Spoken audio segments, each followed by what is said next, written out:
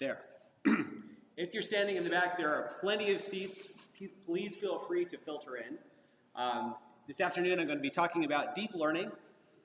If you already know about deep learning, you're going to be bored. So take the opportunity to ask the hard questions about the stuff that I didn't cover. If you don't know anything about it, this talk is for you. You can be forgiven if, when reading on the internet, you can substitute magic for deep learning and it fits perfectly in all of the articles. It's hard to know what it can't do. We don't get to talk about that very much. So the goal of this talk is just to talk about it on a really simple nuts and bolts level.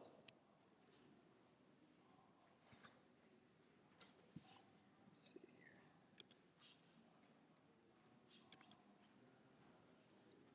here. There we go. The summary, in case you want to take a nap. Deep learning is not magic, but it's really good at finding patterns.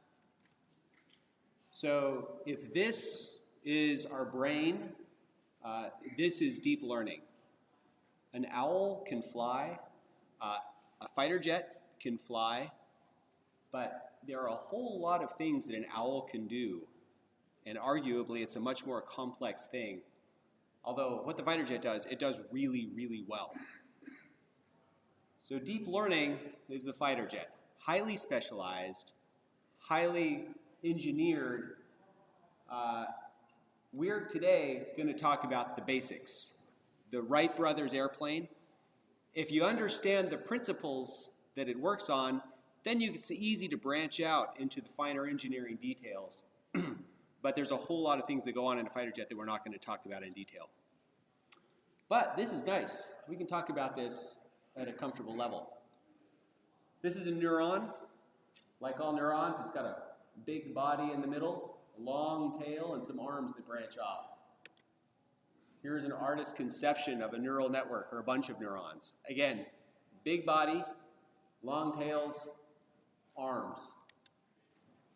This is an actual picture of neurons in some brain tissue. Here, the bodies look like dots or blobs. You can see long tails, some of which branch, and the arms are pretty much invisible. And again, picture of some brain tissue. Here, the neurons are small dots, and you can barely see any of the tails at all. This is just to give you a sense of how tightly these things are packed together and how many of them there are. Big numbers with lots of zeros. And the crazy part is that a lot of them are connected to many more of their neighbors. This is one of our very first pictures of a neuron. Santiago Ramon de Cajal found a stain that he could introduce into a cell, turn the whole thing dark under his 19th century light microscope, was able to see this and then draw it with a pen and paper. This is old school. What you see here, though, bodies, long tails, lots of arms. We're going to turn it upside down because that's how they're typically represented in neural networks. And these pieces actually have names. The bodies are called the soma. The long tails are called axons. And the arms are called dendrites. We're going to draw a cartoon version of them. This is what they look like in PowerPoint. Now, the way that neurons work is that a dendrite, you can think of it as feelers or whiskers, and they look for electrical activity. They pick it up and send it to the body. The soma takes this and adds it together and accumulates it, and then depending on how fast it's accumulating it, it will activate the axon and send that signal along down the tail. The more dendrite activity there is, the more axonal activity there is. And if you get all of the dendrites really firing, then that axon is just as active as it can possibly be. In a very simplistic way, a neuron adds things up. Now, a synapse is where the axon from one neuron touches the dendrite of another. That's an artist's conception of it. You can see in Ramon de Cajal's drawings these little nubs or buttons. They're actually called boutons on the dendrites. And these are sites where the axon of another neuron touches them. And so you can imagine there's a little connection there. We'll represent that connection by a circle. And the diameter of that circle is the strength of that connection. Big circle, strong connection. And it can connect strongly or weakly or somewhere in between. We can put a number on this connection between 0 and 1. So a medium connection, we'll call it a 0.6. When the axon of the input neuron, the upstream neuron, is active, then it activates the dendrite of the output neuron. It passes that on with a modest strength. If that connection is strong, then it passes the signal on very strongly. If that connection is a 1, then when the axon is active, the next dendrite is very active. Likewise, if that connection is very weak, say a 0.2, then when the axon is active, the dendrite of the output neuron is only weakly activated. No connection at all is a 0. Now, this starts to get interesting because many different input neurons can connect to the dendrites of a single output neuron, and each connection has its own strength. We can redraw this by taking out all of the parallel dendrites and just drawing each axon and the single dendrite that it connects to and the connection strength represented like this with the dots. We can substitute in numbers for that, the weights, although most often, we can also substitute in line thicknesses to show how strongly these things are connected. Most of the time, neural networks are drawn like this. And this is what we have. We went from the super complex slice of brain tissue with many subtleties in its operation and interconnection to a nice circle stick diagram, where each one of those sticks represents a weight. In its current form, it can still do some pretty cool things. The input neurons can connect to many output neurons. So actually what you get here is many inputs, many outputs, and the connection between each is distinct and has its own weight. This is, it's good for making pretty pictures. It's also great for representing combinations of things. And the way this is done, let's say you have 5 inputs labeled A, B, C, D, E.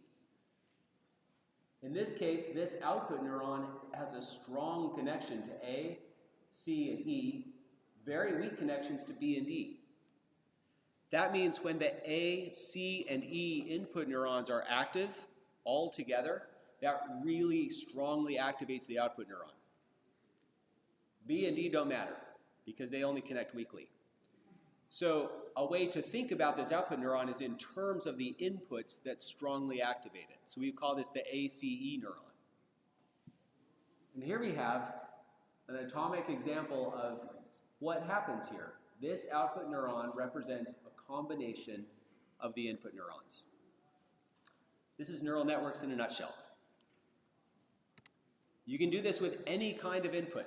So you have a really low-tech 4-pixel camera.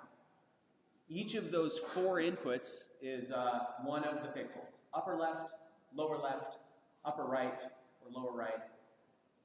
In this particular neural network, with strong connections to the upper left and upper right pixel, we have a neuron, an output neuron, that represents this bar in the top half of the image. So we can combine letters, we can combine pixels to make small images. If you're doing text processing, the input neurons can represent individual words. So in this case, we're pulling words out of text. This output neuron is strongly connected to the input neurons for eye and ball. So we can call it the eyeball neuron. Similarly, we can have a sunglasses neuron, and input neurons can connect to many outputs. We can have an eyeglasses neuron just as easily. So going a little deeper into this is a somewhat trivial example to show how these things work in practice. So there's a guy at the shawarma place and makes shawarma like nobody else. And so you want to make sure and go when he's working there. And taking a step back, we actually have some domain knowledge here. We know he's got 2 schedules. Working in the morning, off in the evening, and off in the morning, working in the evening. Now, if we were to instrument this with sensors, we would have the working in the morning, off in the morning, working in the evening, off in the evening, and it might be useful to represent his working patterns in terms of a couple of output neurons that combine those. So this is the network that we would expect to end up with. Working in the morning, off in the evening is one pattern. Off in the morning, working in the evening is the other pattern. And you can see based on their connection strengths how they combine those inputs. Here would be the weights associated with those. Now the question is, how do we learn this? If we have to go in and fill it all in by hand, we haven't learned anything. It's just a fancier way of programming. And a lot of hard work, especially if you're dealing with many millions of input neurons. So we want to learn this automatically. So to start with, might be a little counterintuitive, we create our neural network, we have our input neurons, all we choose is the number of output neurons. In this case, we'll choose 2 because we happen to know we're learning 2 patterns. And then we randomly assign weights. Randomly generate numbers for each of these. It's a neural network that's completely, you roll the dice, you throw the sticks, and whatever falls out, that's what you start with. And then we start to gather data. We go stand on the other side of the street, and we observe that the shawarma guy on this particular day worked in the morning and then went home, did not work in the evening. That means this input is active. We'll say it's at a level 1. Off in the morning is at a level 0 because we didn't observe it. Working in the morning is at 0, and off in the evening is at a 1 because we observed that too. So the next step is, for each of the output neurons, we calculate the activity. So in this case, an appropriately simple way to do this is just take the average of the inputs. So here, this weight is 0.3, and this weight is 0.1, so the average of those is 0.2. These neurons don't contribute anything because those inputs aren't active. Similarly, we can take the weight between this input and that output, 0.8 and 0.4. The average of those is 0.6. The output neuron on the right has a higher activity. That's the one we care about. We ignore all the others. If there's a million others, we ignore the rest and focus on this one for this time step. First thing we figure out is how wrong is it? Well, if it was perfect, if our neural network was perfect, that would have an activity of 1. It would be perfectly aligned with our inputs. But it only has an activity of 0.6, so the error is 0.4. The bigger that error is, that's a signal for how much we need to adjust our weights. When that error gets very small, it means that the weights really represent what's going on, and we don't need to make any more changes. Now the trick here, gradient descent. If there is an element of magic in deep learning, it's gradient descent. What you do is you go through and adjust each of these weights all through. You adjust it a little bit up and a little bit down and see which way decreases the error. The idea, the concept in gradient descent is weight is a quantity that you can shift a little bit side to side. As you do, this error will change. You can think of it as taking this ball. If you shift it a little bit to the left, it has to climb the hill. If you shift it a little to the right, it has to fall down the hill. And you like the direction. You choose the direction in which it gets lower. You want to bring that error down as low as it can get. And you take small incremental steps to keep everything numerically stable. So we go through and we do these for all of the neurons, for all of the weights that attach input neurons to our output. And we find that, yes, we want to increase this one. Because these aren't active, we actually have a bias toward low weights, so it doesn't hurt to decrease these. So we'll go ahead and decrease that weight, and decrease that weight, and increase that one. When we do that, sure enough, our new activity is 7, and so our error went from a 0.4 to a 0.3. It's a little bit better at representing what we saw. So that was one data point. We go back and we do the same thing the next day. It just so happens that this day, he's off in the morning, working in the evening. We adjust the weights, and we do that day after day after day, and eventually the weights will stop changing, or they'll slow down changing quite a bit. They'll get stable, and we get the system of weights that we originally saw because we had knowledge of the problem. So this is the Wright brothers airplane version of how training by backpropagation using gradient descent works. Backpropagation is a very specific way to do this that is computationally cheap and slick and fast, and you get your jet engine instead of the flapping of wings. So this is the underlying mechanism by which it works. So what we just looked at was a single layer. We have inputs, we have outputs. Every output is a combination of things that were on the previous layer. Now there's no reason then that we can't turn around and take that output layer and make it inputs for the next layer, and do that again and again. If a network has more than 3 layers or so, we call it deep. Some have more than 12. In some recent research at Microsoft, there are deep neural networks with more than 1,000 layers. There's no theoretical reason to limit the number of layers that you have. It just depends on the specifics of your problem. Now, what does deep get you? Why is deep special? If your input neurons are, say, letters in the alphabet, your first layer outputs, sorry, this is a deep neural network with all of the connections omitted for clarity. So these are your inputs. This is your first layer of outputs. They're combinations of those letters. Each level you go up, you get combinations of what happened the level before. So by the time you get to your second level of outputs, you're getting perhaps words in the English language, if that's what you're training on. The layer above that, you get combinations of words, short phrases, and so forth. And you can do this as deep as you like.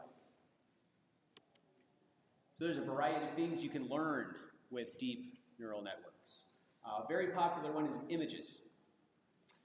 If you take as your inputs pixels and show, instead of looking at shawarma guy schedule, you're looking at individual pictures as your training data set. What you start to learn after a while is these little representations of short lines and dots and patches. These are the primitives of an image. If you train on image of faces, then your first layer outputs, sorry, your second layer outputs start to look like eyes and noses and mouths and chins, and your third layer outputs start to look clearly recognizable as faces. Similarly, if you train on automobiles, your second layer outputs start to look like wheels and doors and windows, and your third layer output look like automobiles. So that's pretty cool. We didn't have to go in and twiddle any of those weights. This just learned that from seeing a bunch of pictures. You can do it on color images too. Here's an output of some of the output neurons of an 8-layer neural network. And as you get deeper, you can see things that are clearly recognizable and quite complex. You get spiders and rocking chairs and sailing and ships and teddy bears. You can also plug information in about music artists. So here's some research where output neurons were learned based on information about artists, and then their representation was plotted based on how similar they were in those output neurons. And so we see things like Kelly Clarkson and Beyonce are similar over here, which is also not too far from Taylor Swift and Avril Lavigne. Whereas if we go up here, we get Weezer, Black Keys, Modest Mouse, Presidents of the United States of America, all in the same neighborhood. This is a network that didn't know anything, still doesn't know anything about music, but because of the data that it gets on the input neurons, it's able to group these things appropriately. It finds patterns and then finds things that most closely fits those patterns. Turns out you can take Atari 2600 games, take the pixel representations, feed those in as input neurons, learn some fun features, and then pair it with something else called reinforcement learning that learns appropriate actions.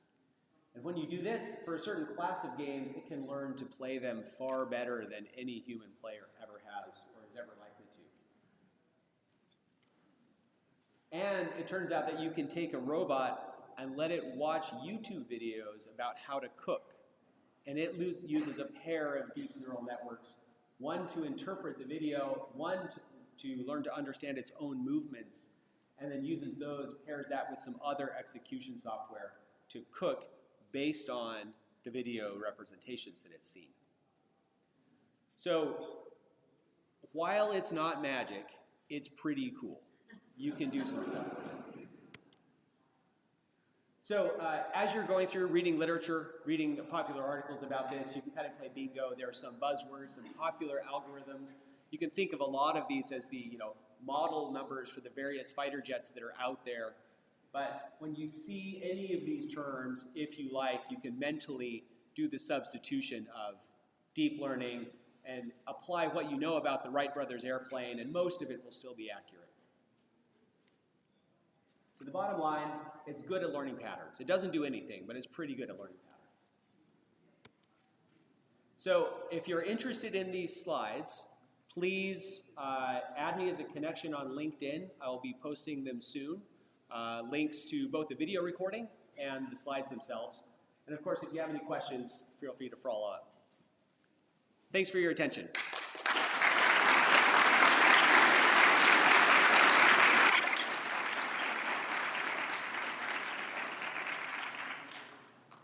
So until they wave signs at me from the back, we have a couple, oh, we're waving signs at the back. So we are done. There is a Microsoft booth right outside the door. By the way, I work for Microsoft. I'll be there for the next hour if you would like to follow up or have any questions. Thank you.